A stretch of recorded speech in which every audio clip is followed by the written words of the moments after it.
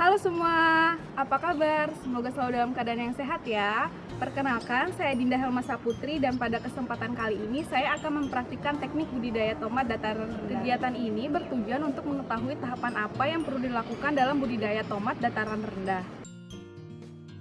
Adapun tahapan dalam budidaya yang akan dilakukan yaitu persemaian, pengelolaan lahan, pembuatan media tanam, pindah tanam, penyiangan, pembumbunan, pengajiran, pemangkasan, pemupukan, dan pemanenan.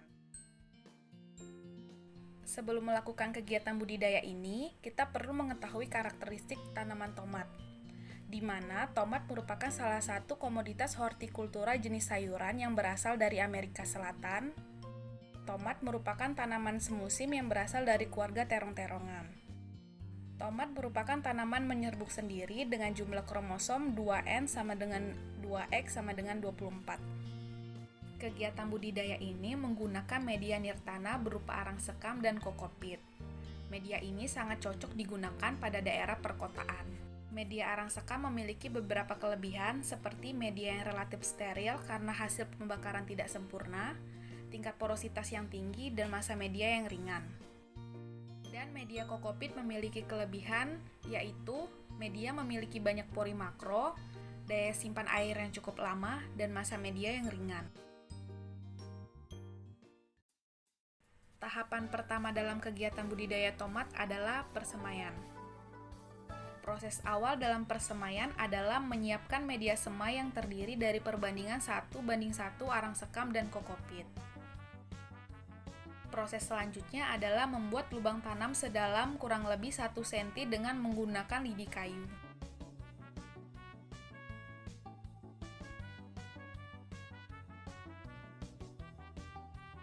Proses selanjutnya membuat label identitas nama yang menginformasikan nama genotype atau varietas yang digunakan dan tanggal persemaian.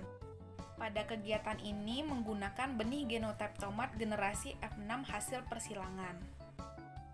Penulisan label sebaiknya menggunakan pensil untuk mencegah warna tulisan menjadi luntur. Setelah itu, kita letakkan label tersebut pada masing-masing genotype.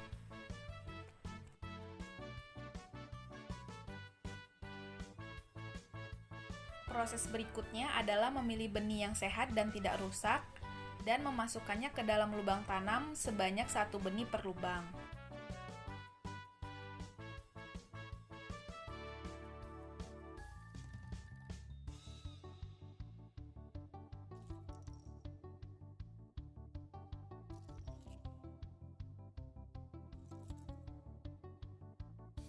Benih yang tersisa disimpan kembali pada kemasan kedap udara.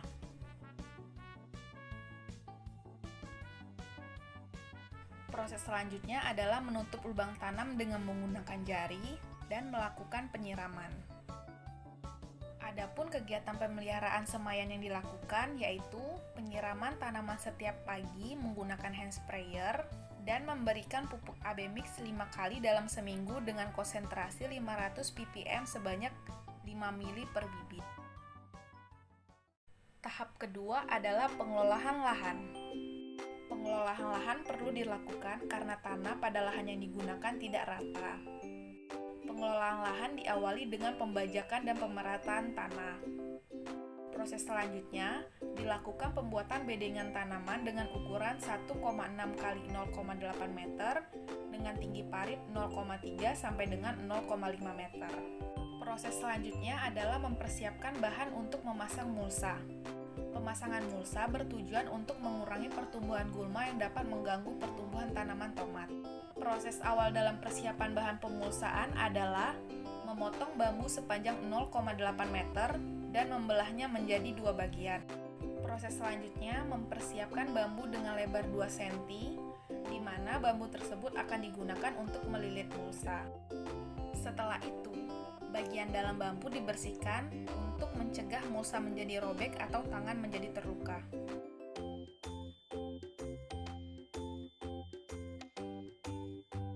Proses berikutnya adalah membuat bambu tipis runcing dengan lebar 1 cm, di mana bambu ini akan digunakan sebagai alat pengait mulsa. Proses selanjutnya adalah membuat patok bambu. yang dapat dilakukan dengan cara memotong bambu sepanjang 15-20 cm menggunakan gergaji.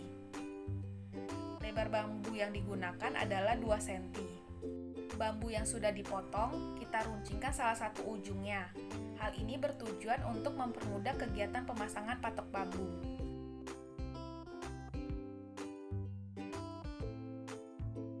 Selanjutnya adalah membuat bentuk V pada 2/3 bagian patok bambu.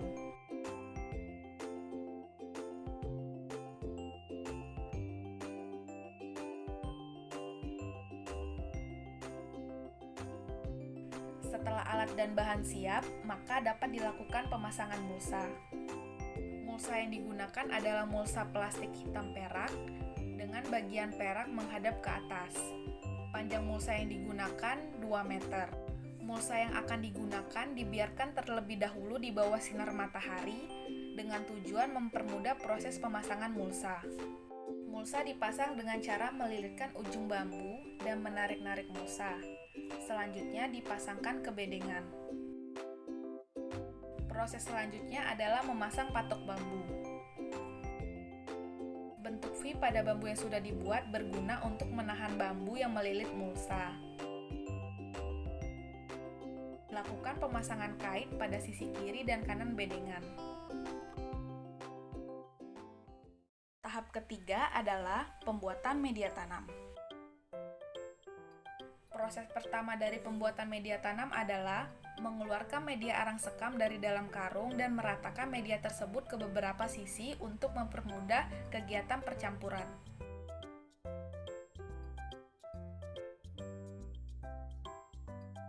Selanjutnya, lakukan hal serupa pada media kokopit dan lakukan kegiatan tersebut secara berulang.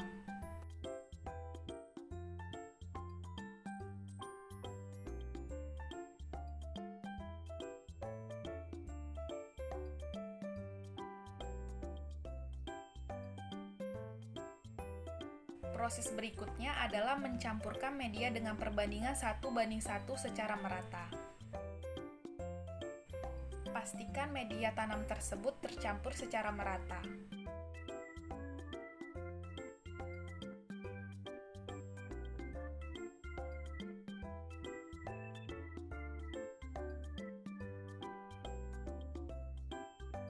Media tanam campuran arang sekam dan kokopit sudah siap digunakan.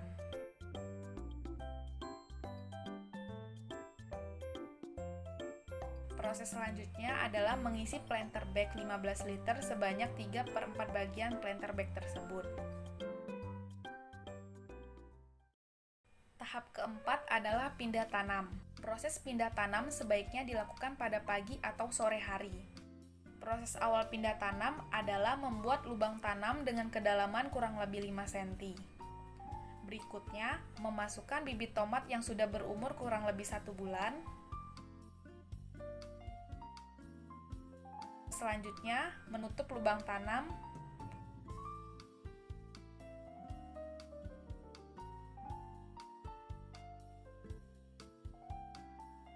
Lakukan kegiatan penyiraman setiap hari.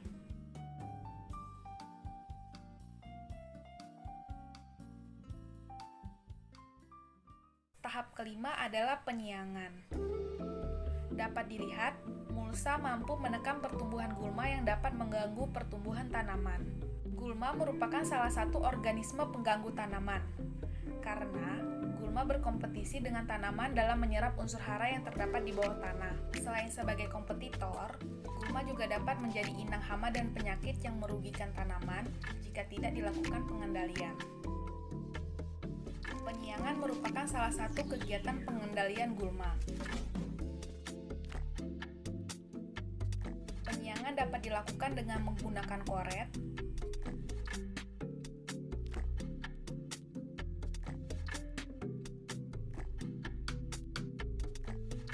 dan dapat juga dicabut secara langsung dengan menggunakan tangan.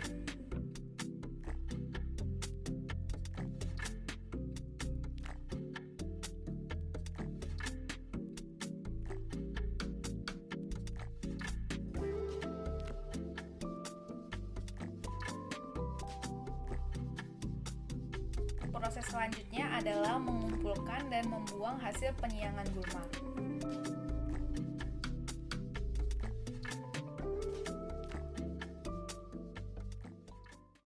Tahap keenam adalah pembumbunan. Pembumbunan yang dilakukan menggunakan media tanam yang sama dengan penanaman, yaitu campuran 1:1 arang sekam dengan kokopit. Pembumbunan dilakukan dengan cara menambah media tanam ke dalam planter bag yang berisi tanaman.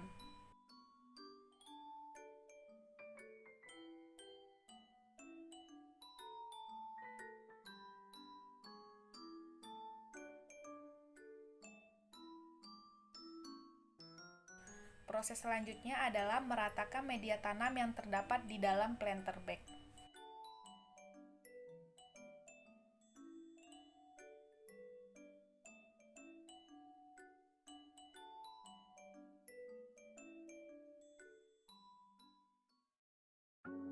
Tahap ketujuh adalah pengajiran. Pengajiran dilakukan untuk menghindari patahnya batang tanaman jika terjadi hujan atau angin kencang. Proses pertama adalah mempersiapkan tali pengikat yang terdiri dari dua ukuran, yaitu 30 dan 15 cm. Selanjutnya, tali tersebut dibagi menjadi beberapa bagian. Ajir yang digunakan pada budidaya ini adalah ajir hijau yang memiliki dua ujung yang berbeda, yaitu rata dan bergerigi. Ujung bergerigi diletakkan menghadap ke atas untuk mengikat tali.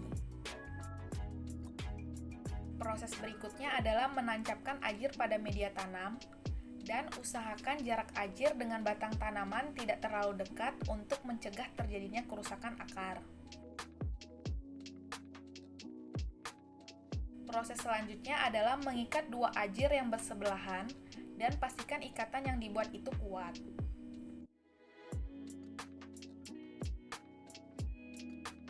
Usahakan ajir yang terdapat pada satu bedengan yang sama memiliki tinggi letak ikatan yang sama. Hal ini berguna untuk mempermudah pemasangan ajir penghubung.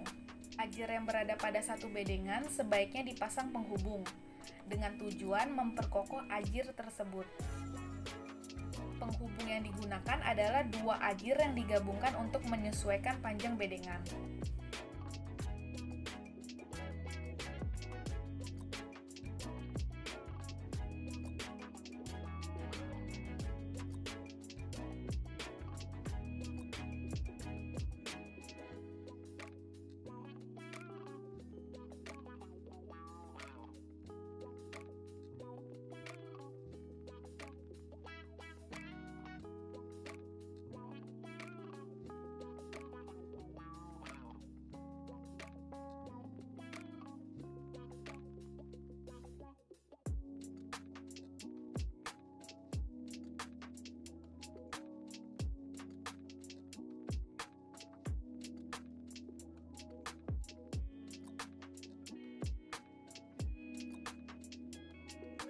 Proses berikutnya adalah mengikat tanaman pada ajir yang sudah dipasang. Pengikatan ini dilakukan dengan membentuk pola angka 8 dengan tujuan mencegah jaringan tanaman rusak karena kegiatan pengikatan yang dilakukan. Pengikatan tanaman pada ajir dilakukan secara bertahap hingga masa panen selesai. Tahap ke-8 adalah pemangkasan. Pemangkasan bertujuan untuk mengoptimalkan penyerapan unsur hara pada tunas-tunas baru yang tumbuh dan mengendalikan hama dan penyakit tanaman. Pemangkasan dilakukan pada daun dan tunas air yang terletak di bawah cabang V. Proses awal pemangkasan adalah membersihkan alat pemotong dengan menggunakan tisu atau alkohol yang berguna untuk menghindari terjadinya penyebaran hama dan penyakit yang disebabkan alat-alat pertanian yang digunakan. Proses selanjutnya adalah memangkas daun tua dan tunas air yang berada di bawah cabang V.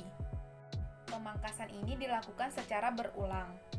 Daun atau tunas air yang sudah dipangkas selanjutnya dibuang untuk menghilangkan hama dan penyakit tanaman yang menempel pada daun atau tunas tersebut.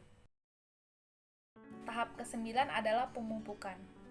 Pupuk pertama yang digunakan pada budidaya ini adalah pupuk AB Mix. Adapun alat dan bahan yang digunakan yaitu padatan pupuk A, padatan pupuk B, air, gelas ukur, gunting, spidol, dan pengaduk. Proses pertama adalah membuat larutan stok. Satu kemasan padatan pupuk A dapat menjadi larutan stok sebanyak 500 ml. Pembuatan larutan stok diawali dengan membuka kemasan.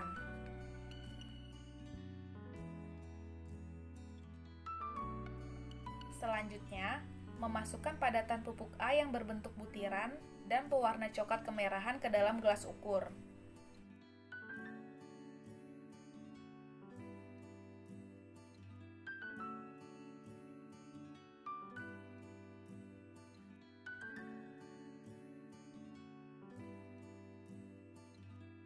Langkah berikutnya, mengisi gelas ukur dengan air sebanyak kurang lebih 300 ml terlebih dahulu. Hal ini dilakukan untuk mempermudah kegiatan pengadukan. Setelah diaduk secara merata, kegiatan selanjutnya adalah mentera larutan sampai menjadi 500 ml dan dilakukan pengadukan kembali.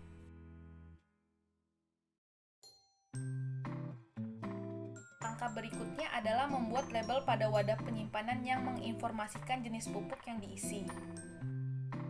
Setelah itu, pupuk dimasukkan ke dalam wadah penyimpanan. Penyimpanan larutan stok pupuk AB mix sebaiknya menghindari tempat yang terpapar sinar matahari secara langsung. Larutan stok A siap digunakan.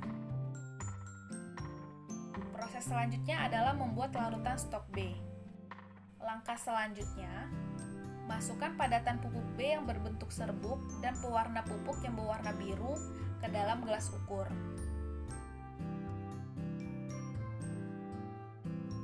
Berikutnya, menambahkan air kurang lebih 300 ml dan mengaduk larutan hingga tercampur merata.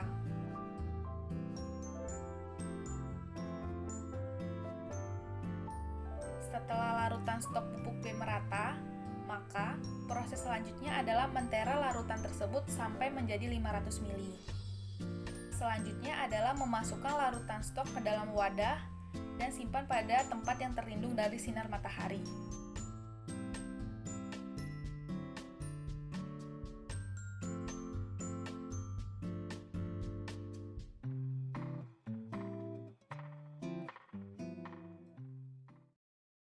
Aplikasian pupuk AB mix dilakukan 1 minggu sekali. Adapun alat dan bahan yang dibutuhkan yaitu larutan stok A dan B, TDS meter, wadah takar, pengaduk, spuit, gelas ukur, dan ember.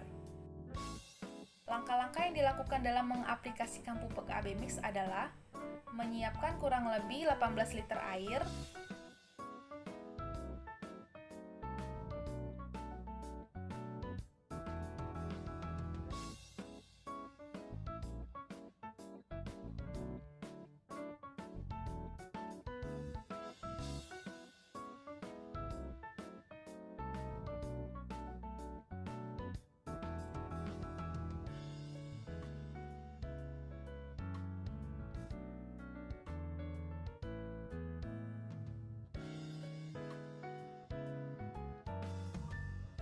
Selanjutnya, ambil 75 ml larutan stok A dengan menggunakan spuit dan aduk larutan hingga tercampur merata.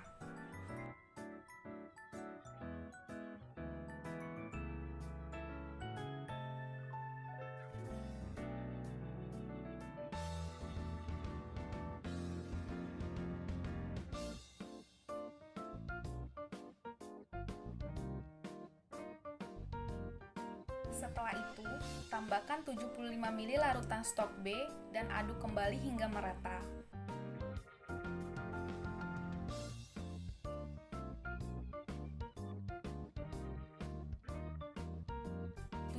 ml larutan A dan 75 ml larutan B dengan menggunakan air kurang lebih 18 liter merupakan dosis yang dibutuhkan tanaman pada fase generatif.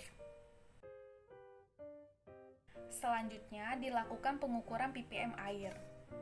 Pada fase vegetatif membutuhkan konsentrasi 1000 ppm dan pada fase generatif membutuhkan konsentrasi 1500 ppm.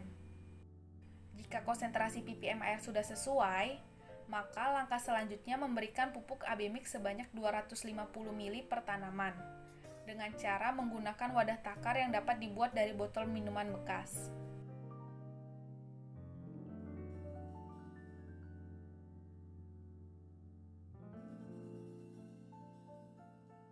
Pupuk kedua yang digunakan pada budidaya tomat ini adalah NPK Mutiara 16-16-16. Adapun alat dan bahan yang digunakan yaitu NPK Mutiara, gelas ukur, wadah takar, pengaduk, dan ember. Pemupukan NPK Mutiara dilakukan 1 kali seminggu. Pemupukan ini dilakukan berjarak 3-4 hari setelah pemberian pupuk AB Mix. Langkah awal dalam pengaplikasian pupuk NPK adalah memasukkan pupuk ke dalam ember, di mana dosis NPK yang digunakan adalah 10 gram untuk 1 liter air. Langkah selanjutnya menambahkan air sesuai dengan jumlah tanaman yang akan dipupuk. Langkah berikutnya, mengaduk larutan pupuk NPK secara merata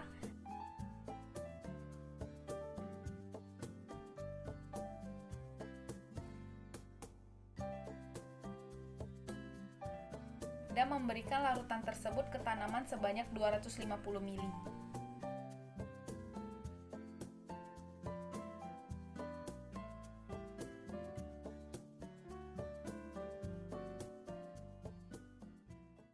Pupuk ketiga yang digunakan adalah pupuk Gandasil B. Adapun alat dan bahan yang dibutuhkan yaitu Gandasil B, air, pengaduk, gelas ukur, hand sprayer, dan ember.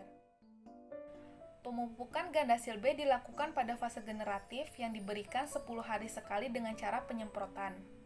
Langkah pertama pemupukan menggunakan Gandasil B adalah menyiapkan pupuk sesuai anjuran penggunaan, di mana sebaiknya dosis yang digunakan adalah dosis paling rendah pada bagian petunjuk penggunaan. Setelah pupuk disiapkan, langkah selanjutnya adalah menyiapkan air sesuai kebutuhan dan selanjutnya mengaduk larutan pupuk Gandasil B secara merata.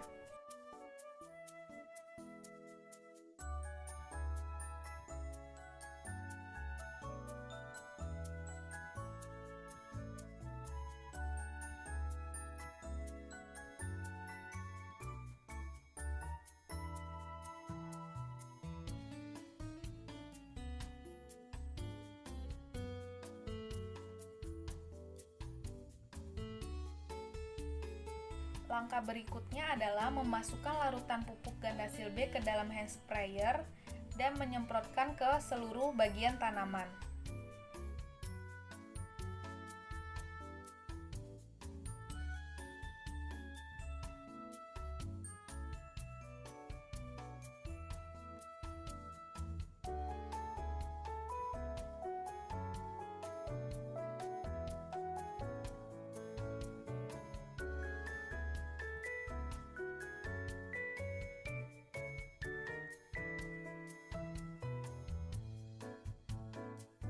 Pemupukan ini dilakukan dengan jarak 10 hari sekali.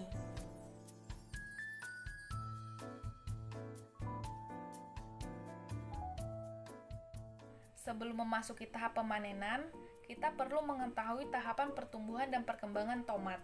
Perkembangan tomat yaitu dimulai dari benih. Benih yang ditumbuhkan akan menjadi kecambah.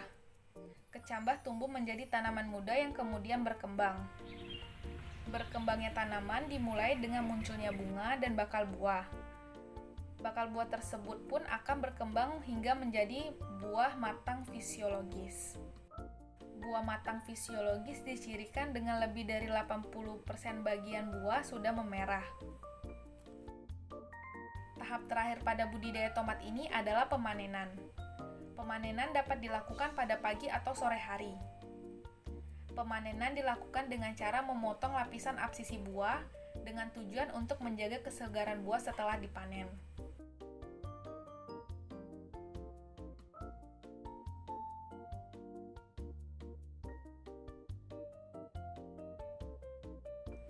Pemanenan juga dapat dilakukan dengan cara memotong satu rangkaian buah yang sudah matang fisiologis. Setelah buah dipanen, dilakukan penyimpanan sesuai dengan genotype. Tomat yang ditanam pada kegiatan budidaya ini adalah tomat generasi F6 hasil dari kegiatan persilangan, yang kemudian dibagi menjadi beberapa genotype. Pemisahan hasil panen buah tomat ini dilakukan untuk menjaga keseragaman yang sudah terbentuk dari masing-masing genotype tanaman. Beberapa tanaman dari kegiatan budidaya ini akan diseleksi, benihnya dilakukan ekstrasi, dan benih tersebut akan ditanam pada musim selanjutnya. Benih hasil generasi F6 disebut sebagai generasi F7. Setiap genotipe tanaman memiliki karakter yang berbeda. Sebagai contoh, terdapat buah muda tomat yang tidak memiliki bahu buah, atau gradasi warna dari hijau tua menjadi hijau muda. Akan tetapi, terdapat genotipe tomat dengan adanya bahu buah.